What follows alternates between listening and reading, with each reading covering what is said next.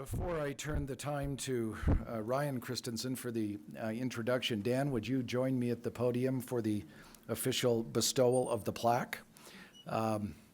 This is the P.A. Christensen Lectureship plaque, 2014-15, presented to Daniel Graham. I was really surprised when I received the nomination from our committee that Dan hadn't already received this 4 or 5 times previous.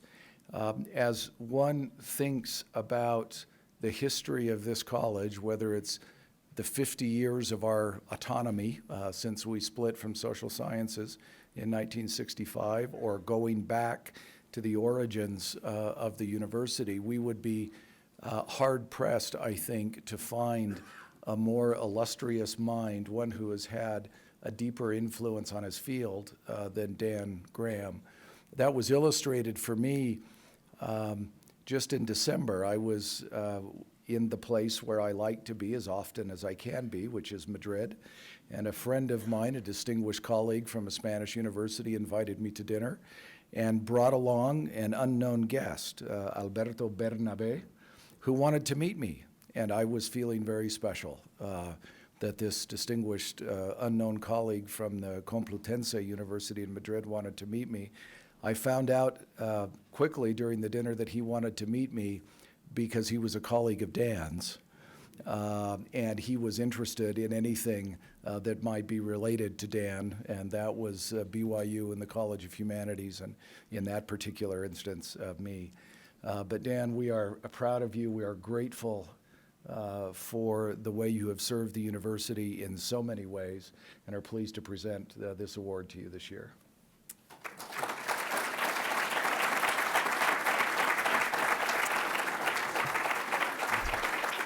And Ryan, we will turn the mic to you.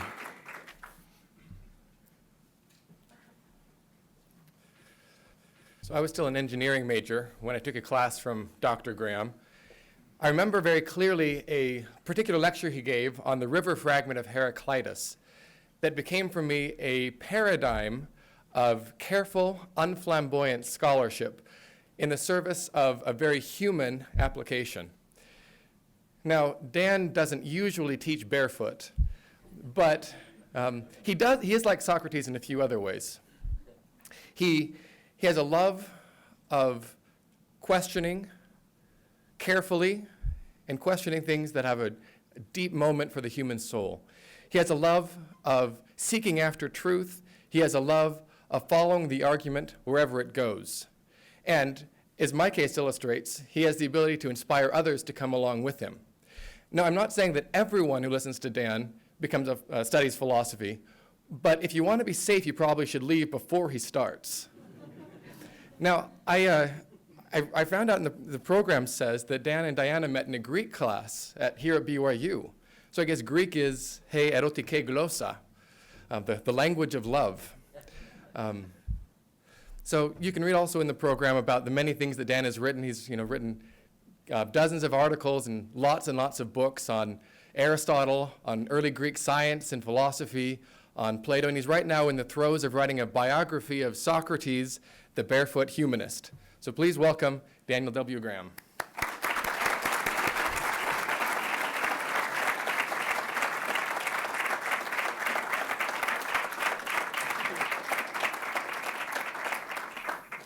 Thank you, distinguished colleagues and friends and family. Appreciate the opportunity and to be here with you, and I've enjoyed hearing your lectures on many occasions. So we know humanism as a movement directed at making human concerns central to education and culture, a counterbalance to otherworldly religious concerns. The movement inspired the Renaissance and brought the Middle Ages to an end. One important project of humanism was the recovery of ancient Greek and Roman texts that expressed humanistic ideals. But we might pause to wonder how the Greeks came to be so concerned with human matters themselves. I offer one unlikely turning point and one improbable candidate for the founder of ancient humanism, Socrates, son of Sophroniscus, in the late 5th century BC. Though he stalked the streets of Athens barefoot in a threadbare cloak and advertised his ignorance rather than his knowledge, though he wrote nothing, though he made as many enemies as friends, though he was put to death for his ideas in a city renowned for freedom of expression, yet his ideas exercised a profound influence on Greek thought and put human affairs in the forefront of philosophy. Recent scholarship has helped to rehabilitate Socrates as a major philosopher, and my own researches on his life and thought have convinced me that there is method in his madness. We can make sense of him both as a thinker and as a man, and both as a creature of his time and as a man for all seasons. To study Socrates is to confront the so-called Socratic paradoxes. Socrates found his truth in unexpected places. He found wisdom in ignorance, truth in opinions, virtue in knowledge, and piety in human affairs. In solving his own puzzles, Socrates was, as I shall try to show, the first thinker to turn philosophy to a study of human good, to a study of man as an autonomous individual, or, as he was wont to say, to the care of one's soul. Part 1, a new kind of education. Socrates grew up in the glory days of Athens. Get this going now. After her defeat of an Asian superpower, the Persian Empire, Athens pioneered a radical democracy and built an empire of her own. And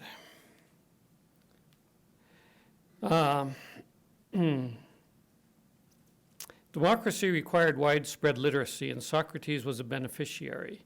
He learned his ABCs quietly in a small school in which he was taught reading and writing, music, and physical education for about 7 years. He was also expected to absorb the heroic ideals of the poems. As a son of a stonecutter, he also learned the rudiments of the craftsman's trade, a techne, or applied science of the sort that was making great advances. When he was a young man, he left his father's workshop to study with a philosopher, Archelaus, who was a student of Anaxagoras and a practitioner of scientific philosophy. This philosophy consisted of a cosmological theory about how the world arose out of chaos and came to embody an orderly cosmos. In the context, human beings were seen as part of a natural history arising out of the primeval mud and advancing to develop communities, languages, and crafts. When Socrates was a young man, a new kind of, and I'll just run through some events of his life here that we'll maybe allude to later. When he was a young man, a new kind of educator appeared, the sophist. Sophists were itinerant teachers who traveled from city to city teaching short courses for money. They were good at advertising themselves and at teaching subjects that young men wanted to study. In fact, they were a byproduct of the new democratic governments that were appearing all over the Greek world, encouraged by the Athenian democracy. When the sophists, what they offered was an education in the arts of government, public speaking, political science, financial management, that would allow the have-nots to participate effectively in the government alongside the haves. As a bright young thinker, Socrates could choose to follow several paths to knowledge. Part 2, a mission from God. In the end, Socrates confronted the educational programs of his days, the traditional religion, craft technology, scientific philosophy, and what we might call social engineering, sophistic, and found them all wanting. In particular, each of them seemed to lack an account of human goodness. Traditional Greek religion taught that one should try not to be too good. Euripides tells the tale of Hippolytus, who lives a life of perfect chastity and honors the goddess of chastity, Artemis. At the beginning of the play, the goddess Aphrodite vows to destroy him because he slights her, the goddess of lust. If you're too chaste, you will offend the goddess of lust. If you're too sober, you'll offend the god of wine and strong drink. If you are too just, you will dishonor the god of deceit. Techne, human technology, is all about applying knowledge to make things and bring about better states of affairs. Of itself, it has no morality.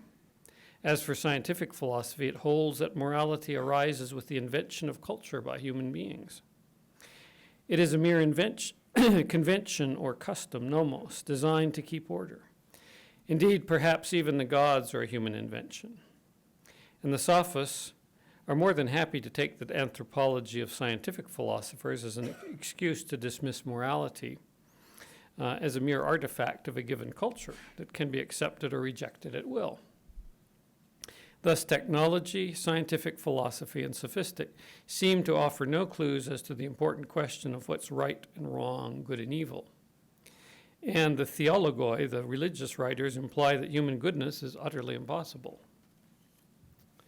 Socrates went around asking questions about the virtues: justice, piety, moderation, wisdom, courage. He sought for definitions of the virtues and an understanding of what they were and how to acquire them. How far Socrates progressed in his search for goodness is unclear. At some point, his good friend and age-mate Chaerephon took it in his head to make a pilgrimage to the oracle of Apollo at Delphi.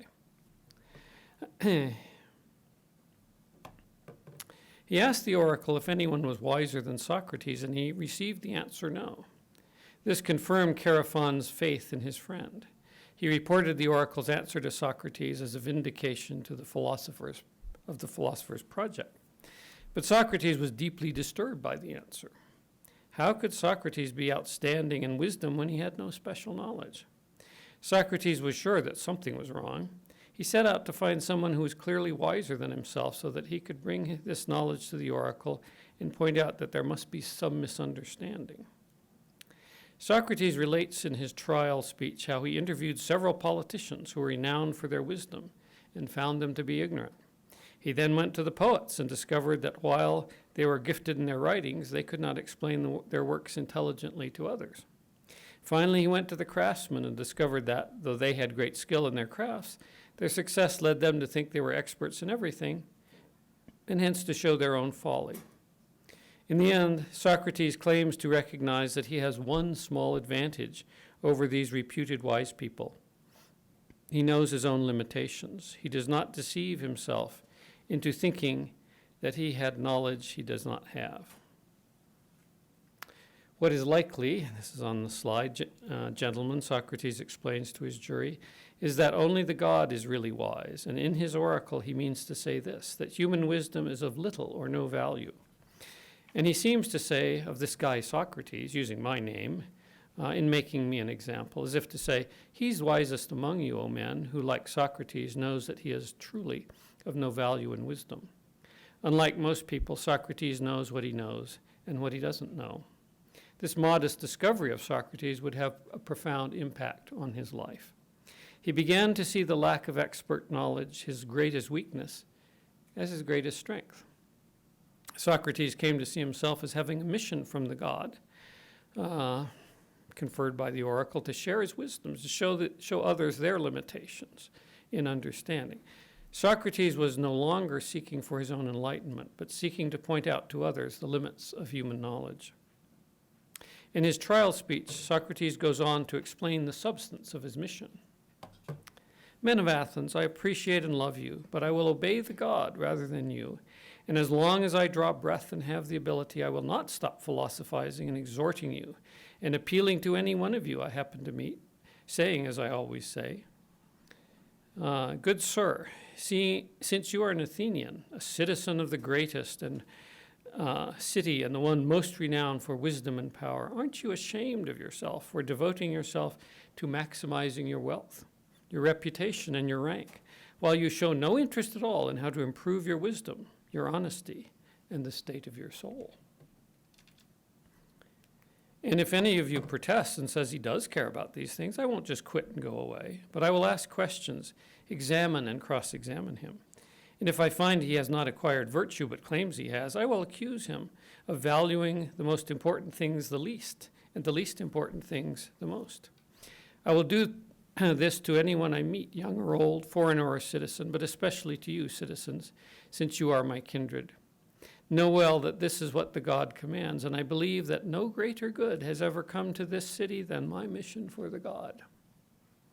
For I spend all my time doing nothing else but urging you, both young and old, not to worry about your bodies or your possessions in preference to or as much as your soul, how it may be as good as possible, declaring, goodness does not come from wealth, but from goodness comes wealth, and every good thing that men possess, whether in private or in public life. Socrates' message is that virtue or moral goodness is more important than any other object we can attain in life. Our moral character outweighs all the other advantages we might accumulate. If this is right, Socrates' mission is to be a moral reformer to Athens, to teach the Athenians that something is more important than the material and social advantages they all pursue. Part 3, the method in his madness. Yet there's a problem here. What we actually see in Plato's Socratic dialogues is not Socrates' exhortations to the Athenians to care about their souls. We see Socrates seeking for definitions of various virtues, which his interlocutors duly offer only to have Socrates refute them. The inquiries never seem to bear fruit, and Socrates never seems to improve anyone. Listening in as Plato's audience, we can well sympathize with the sophist Thrasymachus when he interrupts a typical Socratic conversation after Socrates has refuted several definitions. What hogwash this is, Socrates. Why are you people carrying on like nitwits, bowing and scraping to each other? If you really want to know what justice is, don't just ask questions and refute what somebody answers to show off, knowing as you do that it's much easier to ask questions than to answer them. No, answer for yourself and tell us what you say justice is, etc. Socrates seems to have no answers, but only to ask questions that neither he nor any of his associates can answer.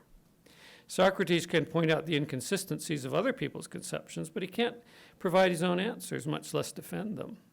How then can he be what he claims to be at his trial, God's gift to Athens? How can Socrates, the refuter of definitions, be Socrates, the moral reformer? This problem perhaps lies at the heart of the Socratic paradoxes.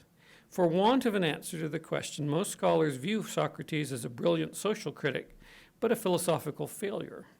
He asks penetrating questions of his peers, but he cannot answer his own questions and must leave the work to someone like Plato, who can found philosophical ethics on the rock of metaphysics and epistemology. This is, of course, what Plato would like us to think. But there's a way to rehabilitate Socrates' program. The evidence is in Plato's Apology, hiding in plain sight. If you recall, Socrates says he has only one small advantage over his peers, namely his awareness of what he knows and what he doesn't know, the limits of his own knowledge. He points out that he has never shirked his duty, either on the battlefield or in the forum. If he had done so, he could indeed be said not to believe in the gods, because he feared death. To fear death, gentlemen, he says, is nothing but thinking you are wise when you are not. It is thinking you know what you don't know. No one, in fact, knows whether death may be the greatest of all goods, but men fear it as if they knew for sure that it was the greatest of all evils. And how is this not the most reprehensible ignorance? That of thinking you know what you don't know. For my part, gentlemen, perhaps I stand out from the majority of men in this one thing, and if I should claim to be wiser than anyone, it would be precisely in this, that inasmuch as I have no adequate knowledge about the afterlife, I recognize that I do not know. But to do wrong and to disobey one's superior, whether God or man, that I do know to be evil and shameful. Consequently, in place of those evils which I know to be evils, I shall never fear or flee from events that, for all I know, might actually be goods. Cowardice results from fearing death. Fearing death amounts to thinking death is the greatest of all evils, but no one actually knows whether death may not be the greatest good. Hence, cowardice results from what he calls the most reprehensible ignorance. Now it appears that Socrates' courage results directly from his awareness of his own ignorance. He knows he doesn't know that death is the greatest of all evils, and so he doesn't take death into consideration in his moral or practical deliberations. If you threaten Socrates with death, as at his trial, he will say that issue is moot. What is really important is what is good and bad. I know obedience to moral authorities is good, and that the God is a moral authority, so I will fulfill the mission he has given me without regard to the question of whether it leads to my life or death. By dismissing concerns about life and death from moral deliberations, Socrates focuses on the purely moral issues. Is the proposed conduct right or wrong? If it is right, he does it. If it's wrong, he avoids it. So, by knowing what he knows, disobedience to authorities is wrong, and what he does not know, death is the greatest of evils, Socrates is free to make a purely moral decision, untroubled by the issue of his own personal welfare or even survival. Now consider what happens after the trial. In Plato's Crito, we find Socrates sitting in prison awaiting execution.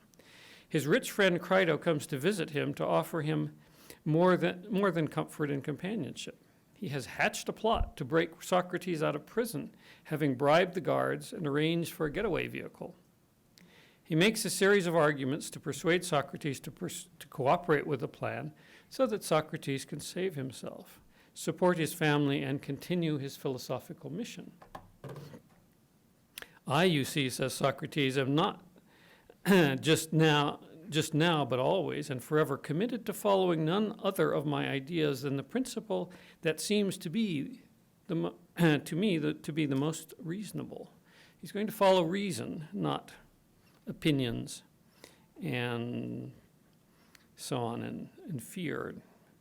Socrates asks his friend if he still holds that the living well is more important than just living. He does. And to live well means to live nobly and justly? Yes. So, picking up kind of in the middle of that, since the argument demands it, we, for our part, must take into account nothing but what we have just now talked about, whether we shall be doing right in paying money and giving thanks to those who helped me break out of here, and whether everybody will be doing right in making this escape, or whether the truth is that we shall be doing wrong in this action. And if it becomes clear that we are committing injustice, it will not be right to weigh in the balance whether we shall die, or whether if we stay and behave ourselves, or whether we shall suffer any other fate whatsoever against the cost of committing injustice. Again, issues of moral rightness trump personal welfare. But so far, Socrates and Crito are talking only in generalities. What is right in the present situation? Socrates invokes a moral principle that he and Crito have often agreed upon. One should never return harm for harm or do wrong to any man, no matter what one suffers from him. Socrates asks Crito if he still accepts the principle, and Crito reluctantly assents. This is a powerful principle, reminiscent of the precepts of the Sermon on the Mount and the Golden Rule. But what is the evidence for this moral precept? In the present dialogue, Socrates does not argue further for the precept, though we know he would have if Crito had abandoned the principle. In the opening Socratic book of Plato's Republic, we get the argument we need. When Polemarchus defines justice as doing good to friends and harm to enemies, Socrates challenges the second half of the definition, harm to enemies. He leads Polemarchus to see that to harm someone is to make that person worse. To make someone worse, really worse, is to make that person less virtuous. In this case, less just. But how, he asks, can it be the work of justice to make someone less just? We meet a kind of practical contradiction in the course of action being recommended. Surely justice is not about promoting injustice. Thus, it is never right to harm anyone. Armed with this no-harm precept, Socrates goes on to show that if he should break out of prison, he would be doing his best to harm the city of Athens, which has provided him countless benefits. To do so, even if Athens had wronged him, which Socrates declares the city has not, would be to harm another. The principle of avoiding all harm prevents him from acting in the way Crito recommends. Again, he can say that he does not know that death is a great evil, but he does know that seeking to harm another is a great evil.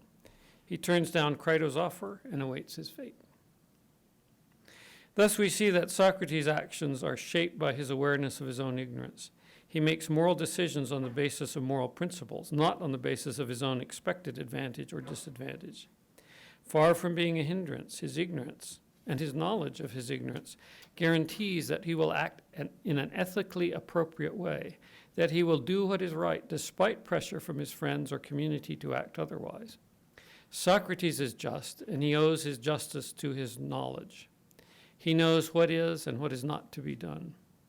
He must not inflict harm on anyone, not even the Athenian state, and so he must obey its laws. Part 4, revolutionary implications. The dominant reaction by scholars to Socrates' philosophical project is disappointment. Socrates seeks for moral knowledge. He fails to find it. He repeatedly fails to improve any of his interlocutors in the dialogues. He has a wonderful objective, but he can't carry it to fruition. He is on this account a quixotic figure. I threw that in for the dean's sake. To which I say, nonsense. There's at least one individual in the Socratic dialogues who is a spectacular success in his moral life, and that's Socrates himself. Scholars accuse Socrates of failing to establish any theoretical basis for his own actions because he fails to correct others. But we've seen that Socrates provides a vindication of his own actions in his defense speech. And he shows us in his conversation with Crito that he recognizes moral principles which he can defend logically, and he demonstrates further that he abides by those principles without deviating, even when he is face to face with his own execution. Crito blinks, but Socrates does not. At the conclusion of his dialogue Phaedo, Plato has his narrator Phaedo say of Socrates, "This was the death of our companion, the man we would declare who was of those of his generation of whom we know the noblest, the wisest, and the most just." Another illustrious disciple of Socrates, Xenophon, concurs in this judgment. Socrates had a profound effect on the people who followed him, and through them, he had a profound effect on intellectual and cultural history. Before him, there was no moral theory worthy of the name. Socrates invented moral theory, the study of ethics. Socrates concentrated on questions of right and wrong, good and evil, and he turned his followers' attention to them. But he did more. He came to see his apparently negative method of refutation as a positive way of improving character. By his own lights, his every refutation was an act of moral regeneration. Socrates came to see the individual, the soul as he put it, as the sum of all the person's opinions. When Socrates' questions led the interlocutor to contradict himself, they revealed an inconsistency in the person's beliefs. Logically speaking, this is right. The contradiction in the conclusion of an argument results from an inconsistency in the premises. To get rid of the contradiction in the conclusion, eliminate the premise or premises that is incompatible with the others. Socrates allows his interlocutors to advance as premises only opinions they personally hold, and with good reason. He designs his questions to test the answerer's beliefs. To get rid of contradictory beliefs, identify and eliminate the false beliefs that clash with your true beliefs. To hold that belief is to think you are wise when you are not, to think you know what you do not know. Once you've purged yourself of all false beliefs, like death is the greatest of all evils, and about what is right and wrong, good and evil, you will naturally use your true beliefs to make correct moral judgments.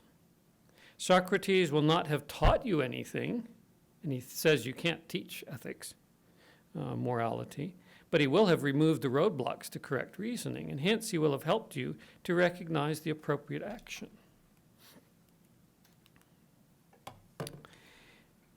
What kind of a person am I? Socrates asks in the dialogue Gorgias. I am one who would gladly be refuted if I say something false, and would gladly refute another if he says something false. But I would just as soon be refuted as to refute. For I consider it to be a greater good to be refuted, inasmuch as it is a greater good for one to be freed from the greatest evil than to free another. For I believe that there is no greater evil for a person than to have a false opinion about the subjects we are now discussing. And those subjects are what is right and wrong. Okay. Socrates' study is perhaps significant in not purporting to be a science or a craft comprising expert knowledge. Rather, it purports to be a very human kind of wisdom based on a kind of self-knowledge and awareness of one's limitations.